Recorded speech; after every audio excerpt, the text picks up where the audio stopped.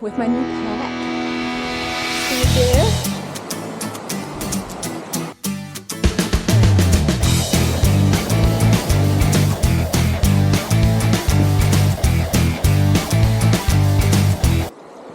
Hi team, I am out here in the Macpac forest ranges and I am on the Waitapata tramway heading out to the hut, and I'm super excited because this is my first outing with my new pack. See it there? So this is the Macpac Hesper 52L. It's the unisex version. I was in the market for a new pack when I broke down how much all of my gear weighed and put it together. My old pack that I got secondhand was 2.5 kgs. It was heavier than my entire cook system, than my entire sleep system, and I just thought, you know, when I'm able to, I should upgrade it. So didn't do it straight away. I waited until Black Friday sales were on and got myself this new pack. So I'm excited to see how it goes. It is 52 litres, which is smaller than my other one. I managed to fit everything in here for a night, so we'll see how it goes on longer trips. But this is a good test for it, just one night out. So this is, I believe it's 1.17 kgs. So it's over a kg lighter than my last pack. It's really cool. And I'll give you a proper breakdown, how it goes, what I think of it. So far it's pretty good. It has a carrying capacity in terms of weight of 13 to 15 kgs, I believe. It feels like I'm carrying, like, I'd say my pack right now feels like 9 kgs. And if it's more than that, then it's carrying it pretty good because it doesn't feel like it's any heavier than that. Feels good. My first sip of water that I want. These side pockets do face forward, so that's meant to be easy to grab your bottle. I haven't really given it a fair test, I guess, because I have a flexible water bottle that doesn't quite... okay, I did get it. This water bottle is being banished anyway because it leaked in my car on the way here and got this strap all wet. So I'm just having a sit down. I'm about 2 hours into the walk now, but I'm sitting next to my bag.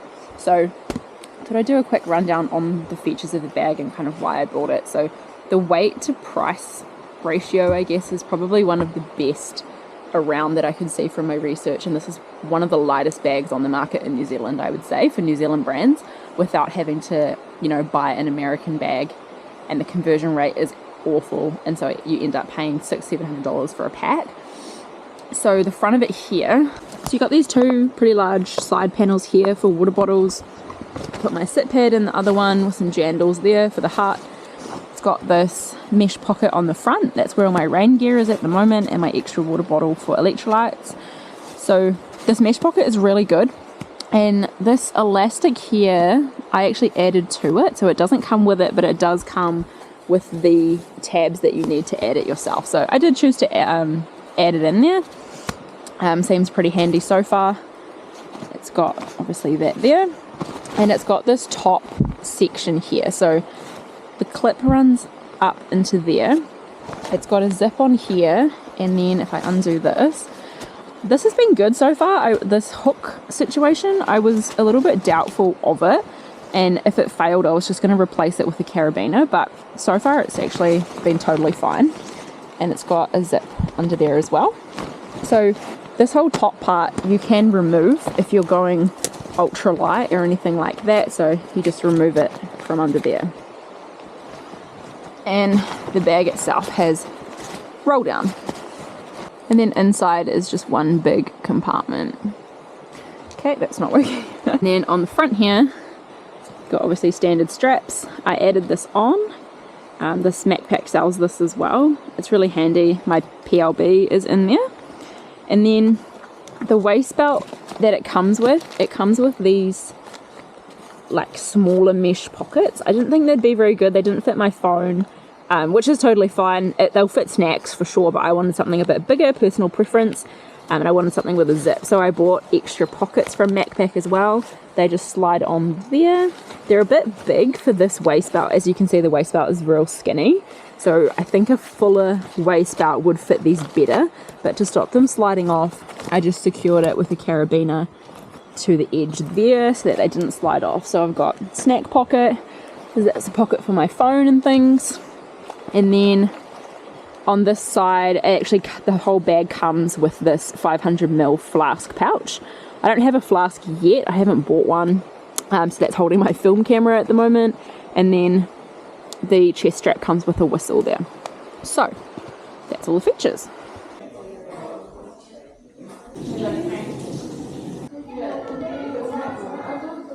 So it is the next morning on this walk. I'm back heading out the same way with my bag. It went really good. Yesterday it started raining as I was getting to the hut, and I didn't have a pack cover on the bag, so the bag is water resistant but not necessarily like waterproof. So but it went well. Like it was all beading on the outside, nothing got through. Do you want me to put the gas on it? And then we just turn it on. It wasn't a heavy shower, but it was positive. So it's looking like it might rain or it might clear up, but if it does rain, I'm not going to put a pack cover on it. I'm just going to see how it goes basically, because I'm on my way out, so everything inside is dry bagged. But so far it's really good. I have hardly any water in my bag right now before I filter some, so it's feeling nice and light. So I come into the end of the hike now on the second day. Shouldn't be too far away from the car park, and overall I do really like my new bag.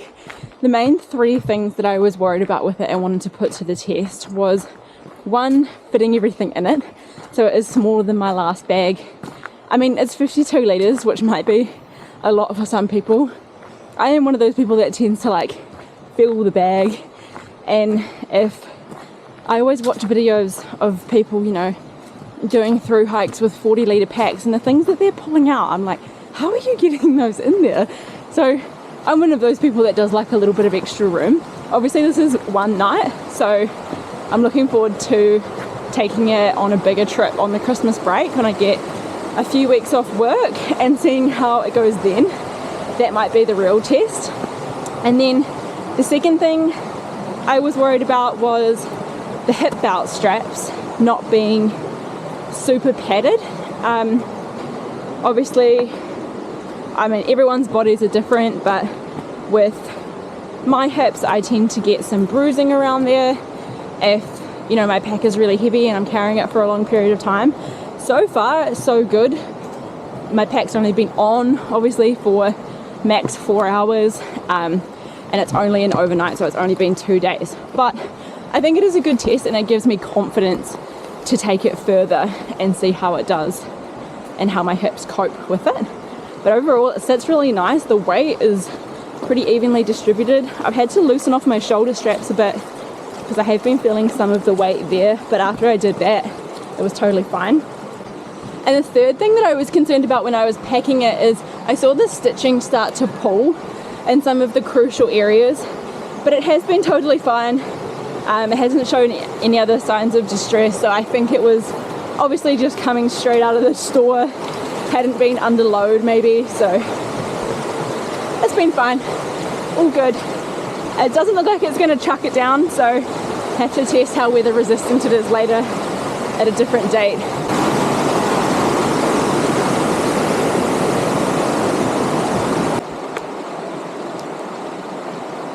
I'm just going to pop in here at the end because I have since taken this on a little bit of a longer hike, so I thought I'd just include it rather than making a whole nother video, just so you can get every kind of possible review on it.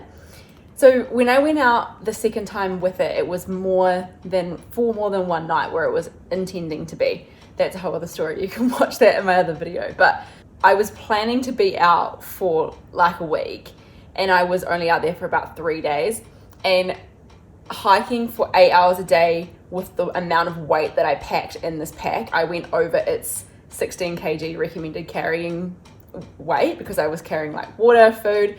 So at that point it got uncomfortable walking for that amount of time with the hip belts, the shoulder straps, but it's not meant to hold that much. It didn't break, which is, I'm assuming, why it has a carrying capacity rating on it.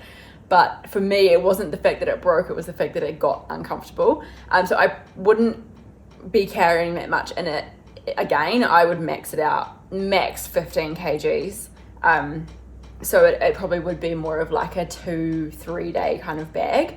For the size of it, like I said, I'm a person that does like pack quite a bit of stuff. For this longer trip, I was intending to be out for 8 days. So I fit everything in it that I needed for 8 days, 8 days of food as well, because I wasn't doing like a drop or anything, and water, everything like that. That was max. Like I was slipping a salami stick into the water bottle holder like alongside it. So that was max, but I mean, it fit it, and it would have just, the weight would have gone down as I ate through the food. So, I mean, yeah, it fit it all. In terms of the pricing, the website is doing some weird stuff on the Macpac website. So it always is $350 standard price on the website. When I was looking at it for months, and it was the member price that was $250. Then when Black Friday came around, the Black Friday sale was $250. So originally it was just the member price. Anyway, I bought it at $250. I've just gone back on to check some of the specs. It's still on sale for $350, but the member price is now $280. So it's kind of, the member price has gone up since I bought it on the Black Friday sale. So I do still think it is a good weight to price ratio. I mean, it's probably one of the most affordable, really lightweight packs that I've seen on sale in New Zealand. But you do also have to kind of make it your own. For example, you saw I had to put hip belts on it, the pocket that I had my PLB in. What else did I have to do with it? I had to put the elastic on the back, and it doesn't have a rain cover on it. So it's missing a few things that if you want those things, you will have to kind of fiddle around with it. But for the price of it, it's actually fine, like you can do that. If I was paying $600 for a pack like that, no, I would want everything I want to be on it, ready to go, you know, straight out of the door, but it is what it is. So I would still recommend it. Take these things into consideration, but I do think it's a good pack if you're looking to go that little bit lighter. You're not looking to spend an outrageous amount of money, because I certainly wasn't. Thanks for watching, and I hope this was helpful. I'll catch you next time.